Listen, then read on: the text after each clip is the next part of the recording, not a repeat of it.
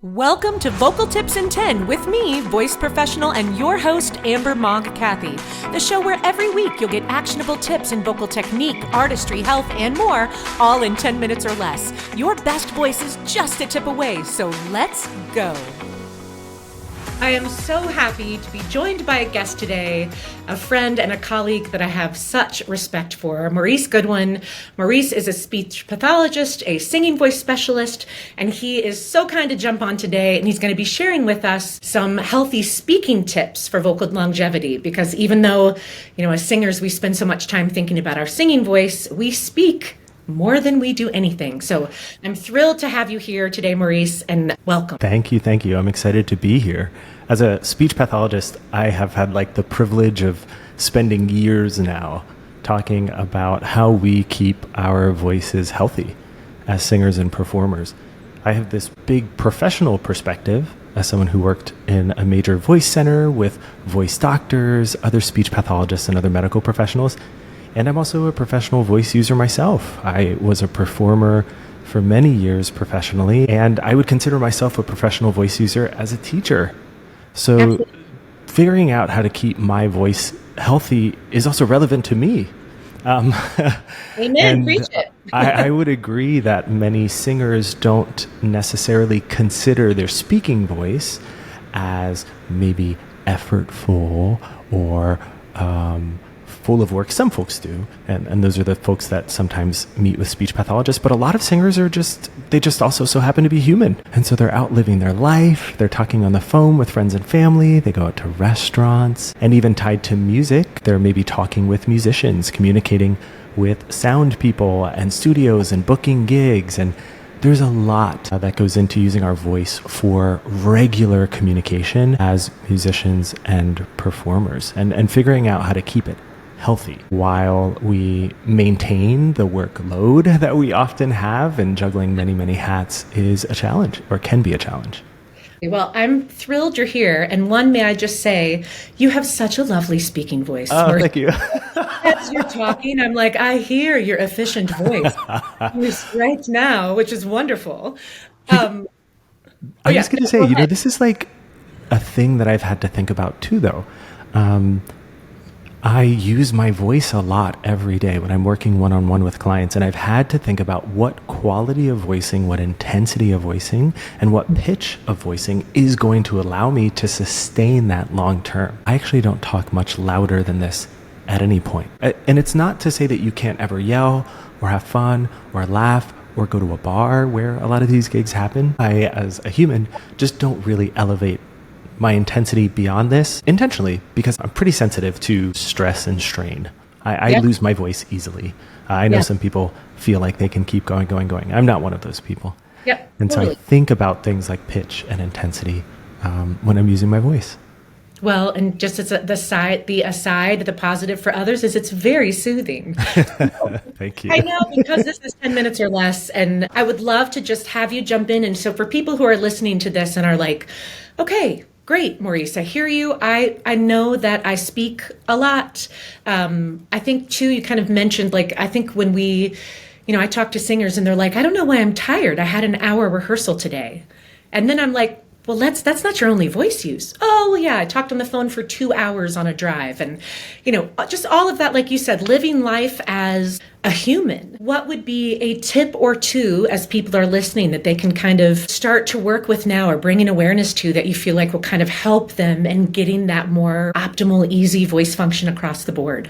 Perfect. I have 2 things that I can easily drop that we will get into, more detail with, but the first, it comes from pretty traditional voice therapy worlds. We talk about resonant voice a lot, and what does it mean to have a resonant voice? And when we're working with folks that have challenges in their speaking voice and singing voice, we'll use what we call resonant voice techniques. And for us, that looks like a pretty comfortable, as low effort as possible, humming sound at a pitch that feels comfortable. And so what I do, especially if I'm going to be speaking for a long time, I will and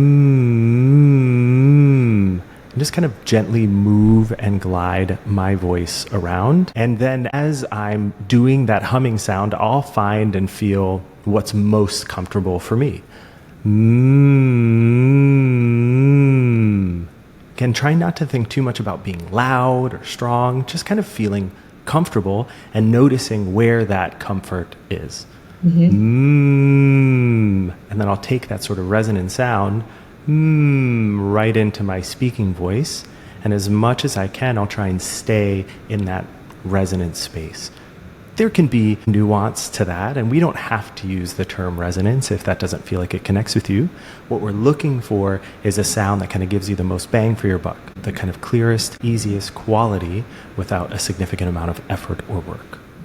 Yeah, I love the bang for your buck. That's what I'm talking about all day, every day with folks. I'm sure you are too. Yeah. I'm always looking for whatever can give us the absolute best sound for whatever we're doing vocally for the least amount of work, just because that enables us to do it over and over and over again. So yeah, I love the resonant.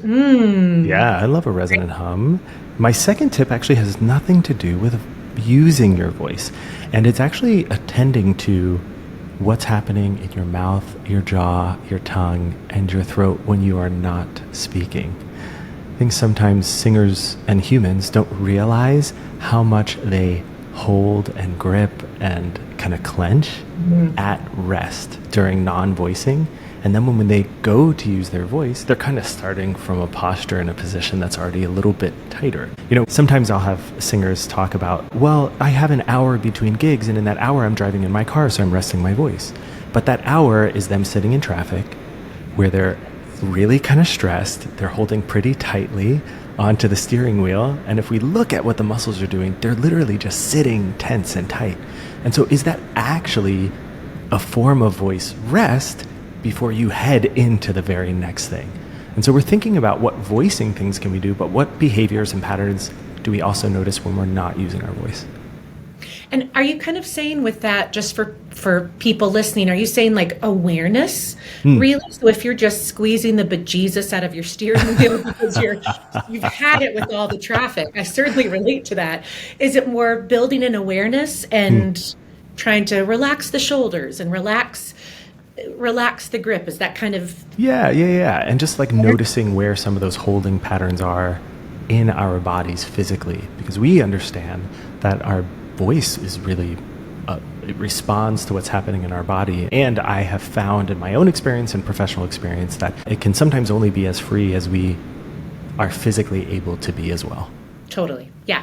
I love that. I always like to point out a freer body means a freer voice. And of course, I'm going to guess you are the same. I always tell people, if you can, as part of your warm-up, check in, stretch out the neck muscles, the shoulders, connect with the body.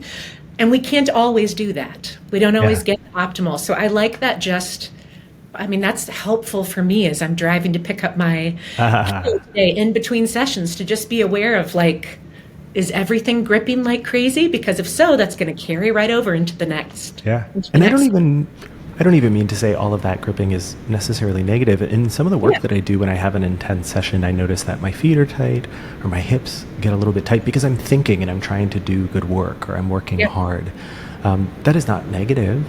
And how can I create an awareness around that so that my voicing does feel as free and ready to go as possible? Yeah, I love it. And you mentioned when you were first jumping into tip 1 that we're going to dive into this deeper. Maurice is going to be doing a workshop about all of this in the Vocal Pro membership, Healthy Speaking Techniques for Vocal Longevity. I think I should have double checked this before. Monday, September 22nd. Does that sound right? Yes. That's it. Yes.